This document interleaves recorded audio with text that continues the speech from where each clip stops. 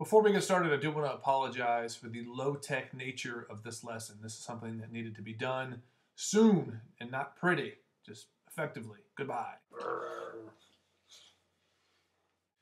Okay, this is a lesson on how to read basic 16th note and 8th note combinations.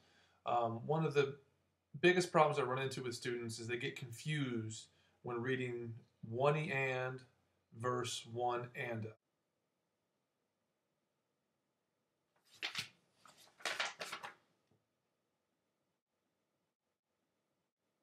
Here is a sheet. This is one E and a. One E and a. And that sounds like this. One E and a. Da, da, da, da. Two E and a. Three E and a. Four E and a. One E and a. The second one here is one E and. One E and. Two E and. Three E and. Four E and. The third one is one and a two and a three and a four and a one and a two.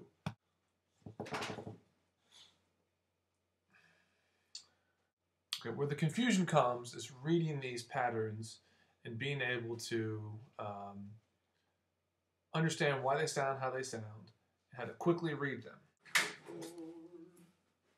Without going into too much detail, it helps to see where these notes come from and how they overlap. One E and is the basic building block where you have all four notes. One E and two E and three E and four E and the other two, which are number 2 and number 3, are just variations of this. Okay, so as you can see, this is 16th, 16th, 8th note, and then there's a space here. There's no So if you just cover up the that's how you count this one. 1 E and, 2 E and, 3 E and. And to fill up that space where the is, you have the long 8th note. You have that 8th note, which is long, which fills that hole. Now the next one, number 3, there's no E. See that note right there? There's the E. There's no line up with that note there. There's that space. So you have the long 8th note first. So long, short, short, long. This is 1 and 2 and 3 and that's why you skip the E. All right, that note doesn't exist there like it does in this one and in here. So you can kind of see how they all line up and create that pattern of 1 E and 2 E and 3 E and this is just 1 E and 2 E and 3 E and. Now this is just 1 and 2 and long, short, short, long, short, short, short, short, long, short, short, long. Now, if that doesn't make sense, just rewind the video and watch it again. And do that till you understand what I'm saying. Yeah! And it's important that you say it as 1 E and, 1 and, 1 E and, 1 and. Because saying the tempo and saying the rhythm in tempo is how you learn how to read. Just tell me which one this is. Is this 1 E and or 1 and?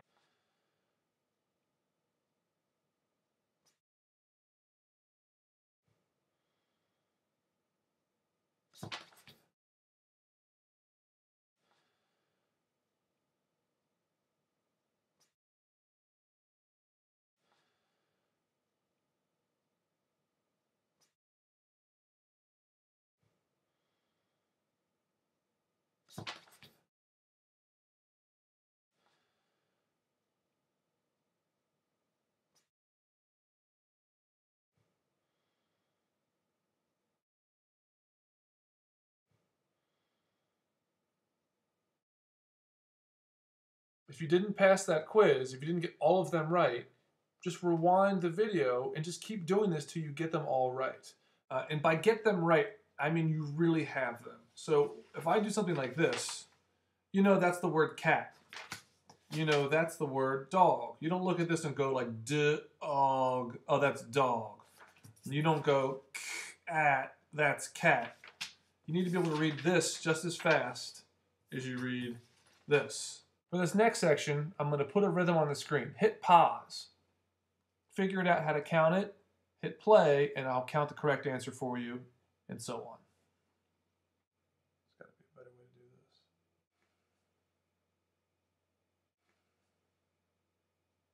We have 1 and 2 and 3 and 4 and sounds like this. 2, ready, go. 1 and 2 and 3 and 4 and.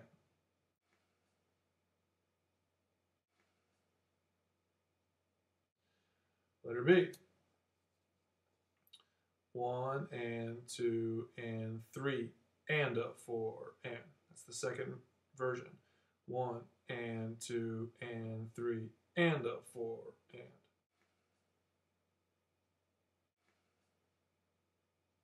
C now. 1 and 2 and 3 and 4 and. 1 and 2 and 3 and 4 and. Now, if you look in the notes about the video, I'll have a link to a PDF of practice exercises. Count through each example first, then play it.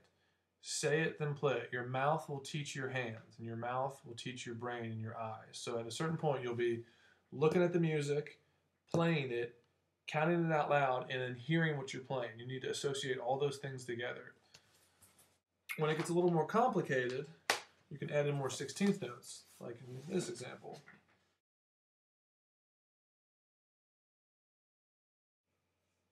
One and 2 and 3 and 4 and. 1 and 2 and 3 and 4 and. 1 and 2 and 3 and 4 and. B. Take a look at this one. It's the other version.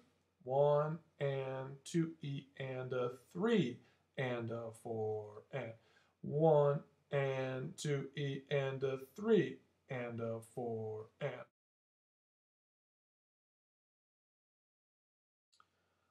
One and 2 and 3 and 4 and. 1 and 2 and 3 and 4 and. Okay, you may ask yourself, how does this work? Or why am I learning this? If you look at A, that's this drum set beat.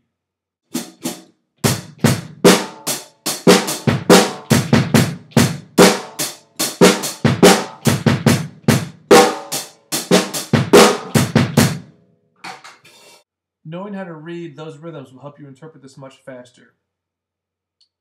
A, when you break it down to just the simplest form, is this. It's just 1 and 2 and 3 and 4 and. That's what this says, but this is just split up into bass, bass, snare, snare, bass, snare, right? That just splits it up into the correct drums. That's what's called orchestrating the beat. That's a fully orchestrated drum set beat. This is just the rhythm. I call this the compound rhythm. As long as you can read this compound rhythm, you can split it up and figure out how to play the beat in more complex patterns. So reduce everything to this, and then expand it to that. Why is this necessary, you may ask yourself? This is important so you can visualize and interpret rhythms that you hear faster and more efficiently.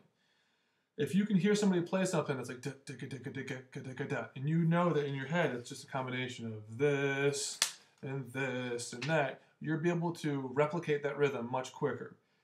You'll also be able to lock up your rhythmic grid with a metronome easier because you can conceptualize and see how the rhythms line up, like the 1 and 2 and 3 and 4 and 1 and 2 and 3 and 4 and 1, etc., etc.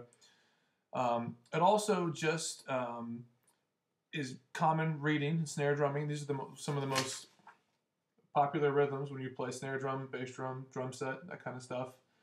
It'll just improve how fast you can read, and it just will make you a better musician. If you're a guitar player, this stuff definitely goes to like jam, chicka jam, chicka jam, chicka jam, chicka jam, that kind of stuff. Good luck.